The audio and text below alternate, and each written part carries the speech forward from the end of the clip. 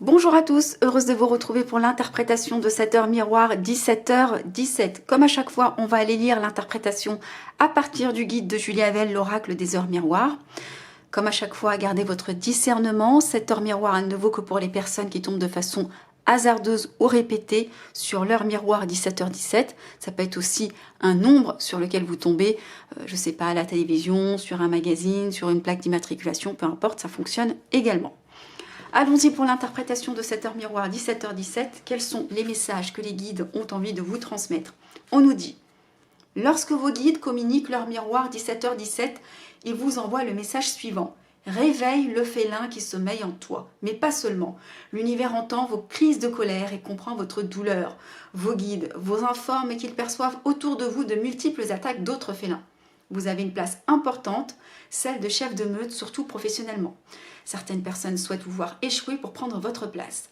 Sortez vos griffes et tenez-vous prêt à défendre celles-ci. Les guides vous donnent un coup de pouce et vous aident à être lucide et aguerri face à cet événement difficile.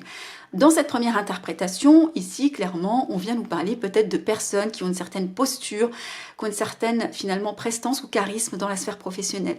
Possiblement, vous avez même déjà un statut déjà bien établi. Donc ici, on vous invite à maintenir votre confiance, à garder finalement votre pouvoir, votre force intérieure pour contrer possiblement une forme d'adversité qui viendrait de l'extérieur. On vous dit qu'effectivement vous allez être appuyé, on vous dit que de toutes les façons cette posture, cette position dans la vie, elle fait partie de votre mission de vie. Donc assumez-la, incarnez-la et tout se passera bien. Ensuite, on nous dit, habituez-vous à être le chasseur et non la proie. Vous serez déstabilisé et agréablement surpris par la parade de séduction de différents partenaires. Vous ne saurez plus où donner de la tête. Attention à l'ego, vous pourriez prendre de mauvaises décisions sentimentales. Vous avez une vision idéale du couple qui va permettre à votre partenaire d'avoir une entière confiance et de s'en sentir protégé. Votre amour est sans limite, passionné mais parfois destructeur. Attention à votre côté jaloux. Gare à ne pas vivre en permanence pour l'autre, sinon vous risquez l'auto-sabotage et la tromperie. Vous vous servez de vos ressentis pour prévoir les besoins des autres, mais vous avez tendance à trop en faire et cela vous rend envahissant. Alors on se donne de l'espace et on tolère la liberté d'autrui. Ici, c'est un message qui concerne la sphère sentimentale. Possiblement, si vous êtes tombé sur cette heure miroir et que vous vivez une instabilité au sein de votre couple ou tout simplement des doutes, ici on vient tout simplement vous dire que vous avez finalement une vision idéale du couple et c'est tout à votre honneur.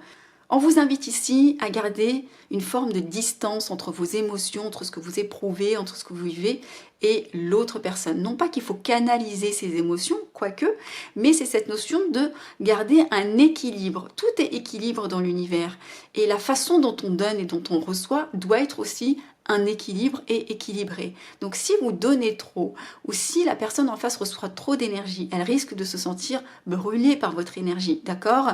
Donc il y a cette notion de, ok, s'apporter aussi suffisamment de satisfaction et de confiance pour ne pas avoir besoin de remplir finalement cette confiance par l'amour d'autrui. Si vous êtes suffisamment aimant envers vous-même, l'amour d'autrui vient compléter ce que vous avez déjà et ne vient pas combler quelque chose que vous n'avez pas. Donc, gardez une forme d'équilibre pour éviter l'auto-sabotage dans vos relations sentimentales. Ensuite, on nous dit, l'ange correspondant à 1717 représente l'enrichissement et l'apaisement. Il vous aide à percevoir l'intensité de chaque moment. Ce protecteur puissant accompagne à la révélation de grands secrets de votre lignée. Il dissipe la culpabilité, les angoisses. Priez-le, il vous donnera l'apaisement nécessaire contre toutes les épreuves difficiles. On vient tout simplement vous dire ici que vous êtes accompagné, aidé par votre guide. Il vous aide finalement, cet ange, à percevoir l'essentiel dans chaque moment de votre vie. On va vous mettre finalement des situations qui vont révéler de grands secrets et sans surprise, parce qu'on voit que vous incarnez cette énergie du félin, cette énergie, ces personnes qui finalement vont faire de choses grandioses dans leur vie ou qui ont une certaine posture ou position. Donc nécessairement, on va peut-être vous révéler aussi des savoirs ou peut-être une forme de clairvoyance sur certaines choses, un éveil peut-être qui sera un peu plus aguerri. En tous les cas, on va vous accompagner, à vous élever, mais aussi à dissiper des angoisses, à vous déposséder de tout ce dont vous n'avez plus besoin aujourd'hui. Mais écoutez, Mettez-moi en commentaire si vraiment ça vibre avec les contextes et situations que vous êtes en train de vivre actuellement. Je vous retrouve bientôt pour une prochaine heure miroir. Prenez soin de vous. À bientôt.